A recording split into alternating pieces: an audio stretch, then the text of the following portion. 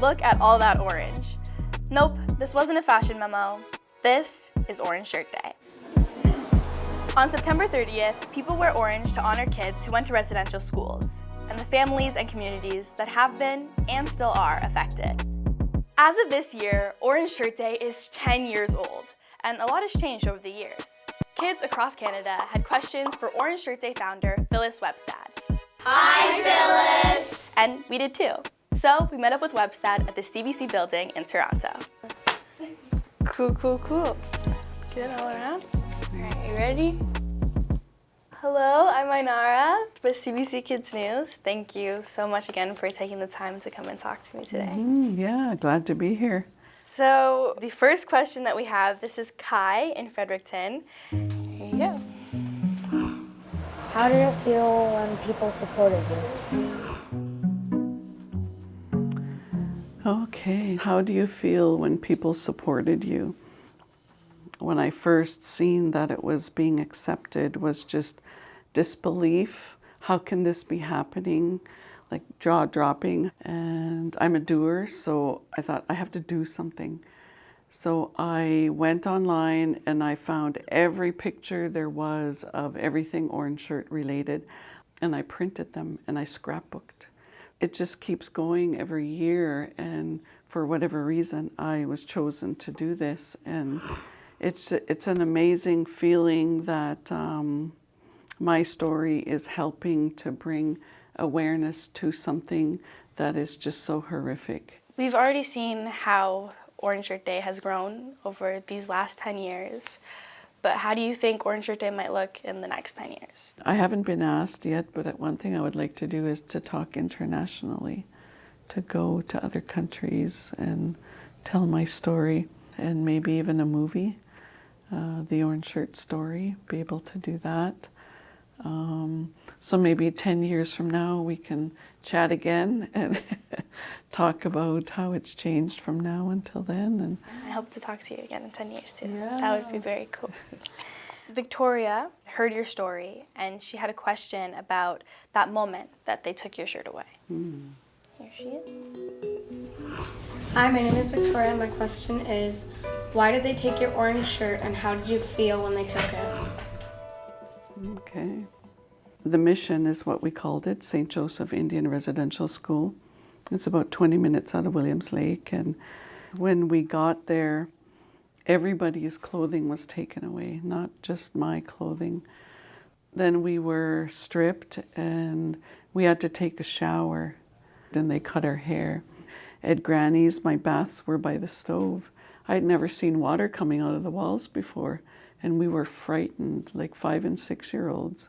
And a lot of them were like that. We didn't have electricity or showers, and no matter what we did or tried to fight to get our clothing, we were 5 and 6 year olds. They weren't going to listen to us. So no matter how much we cried or protested or tried to fight back, there was no use. And I'm often asked by children, how did it feel?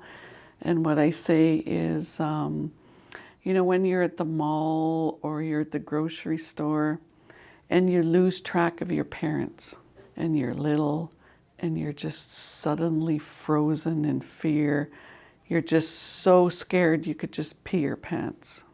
It was just really scary for a new 6-year-old. When we see Orange Shirt Day and, residential schools, I feel like when we see it depicted, we see them a little bit older, I would say 10 maybe, which is still awful, but to think that you were that small, my brother just started grade 1, and he's still just learning so much, and he doesn't know that you don't really know fully what's going on.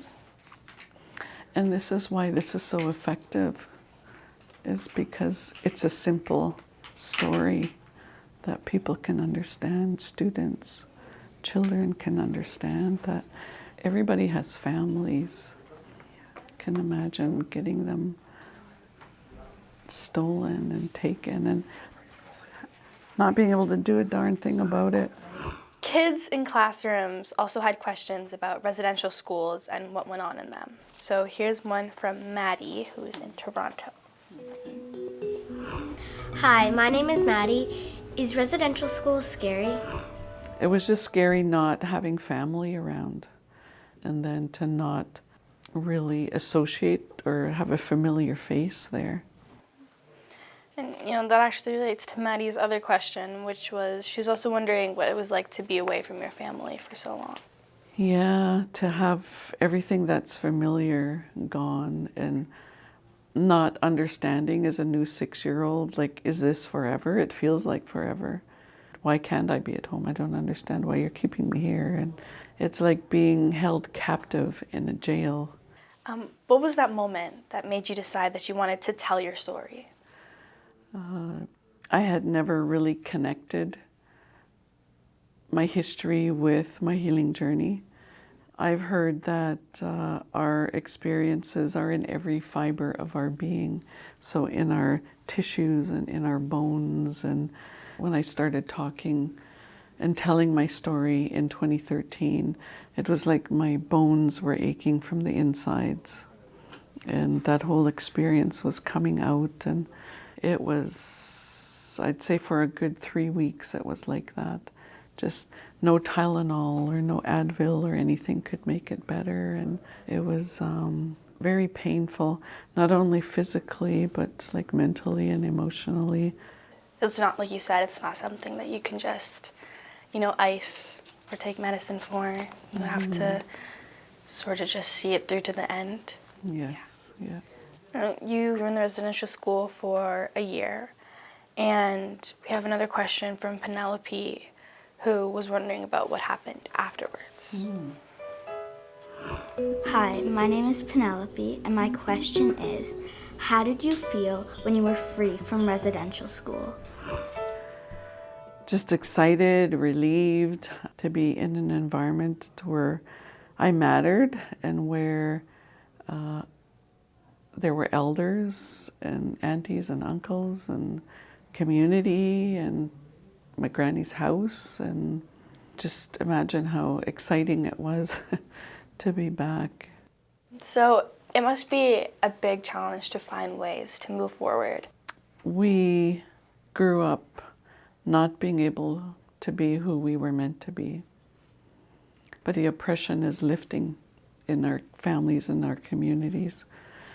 The sky's the limit, it's possible, to be doctors and dentists and to do whatever it is that we want to do, and not be afraid to try and keep trying. And if one path doesn't work, then try another, and take a break if you need to, and anything is possible. Thank you so much for, diving into this deep topic with me. So the kids we spoke to also had a message for you. Okay. Is this the right one? Okay, just making sure. All right, here you go. We're all happy that you survived and you're able to tell your story, so our generation could know what happened. Thank you for teaching us about residential schools. Our future is in good hands. Thank you. I'm always amazed by students in this next generation, and that you care, and that you're going to make sure this never happens again. Because right now there's what they say 40,000 survivors in this country, and one day there will be no survivors left. And it'll be up to you to continue on without us. So this is our way of putting hands up. Say, I raise my hands to you. I thank you. So thank you for having me. Yes, Can I give you a hug? Yes. And I'll see you somewhere in 10 years. Yes.